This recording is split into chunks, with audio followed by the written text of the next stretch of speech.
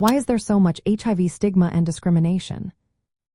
HIV stigma and discrimination have deep roots in history, society, and psychology. When HIV first appeared in the early 1980s, there was very little understanding of the virus. People were scared because they didn't know how HIV spread or what it meant to have it. This fear led to misinformation and negative attitudes.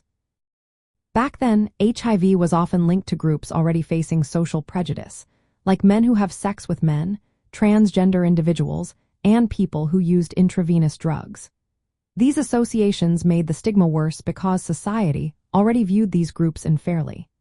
The media sometimes portrayed HIV as a homosexual disease or a result of risky behaviors, which reinforced harmful stereotypes. In the early years, visible symptoms like weight loss or skin lesions made it easy to identify someone with HIV. This led to social exclusion and discrimination, even in healthcare settings. Despite the development of effective treatments called antiretroviral therapy in the mid-1990s, many misconceptions about HIV still persist today. Socioeconomic factors also influence stigma. People with lower education levels or younger age often internalize negative beliefs about themselves or fear rejection. Those who are divorced or have other chronic illnesses may expect or experience more discrimination. On the other hand, older individuals and those with more education tend to have less stigma because they are more aware of the facts. One of the biggest misconceptions is the fear of transmission.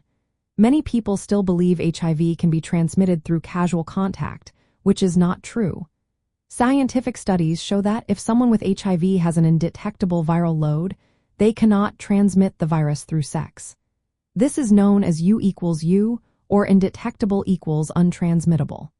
However, outdated fears continue to fuel stigma. HIV stigma can take different forms. Internalized stigma happens when people living with HIV feel shame or blame themselves. Anticipated stigma is when they expect rejection or discrimination from others. Enacted stigma involves actual acts of discrimination, like being excluded or treated unfairly. These types of stigma can harm mental health, make it harder to access health care, and discourage people from sticking to their treatment plans.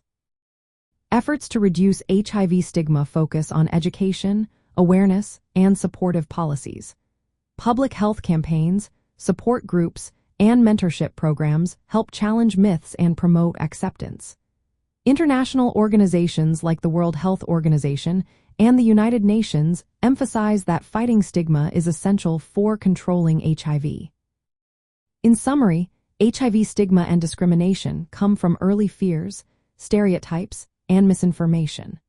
Overcoming these barriers requires ongoing education, compassion, and policies that support people living with HIV.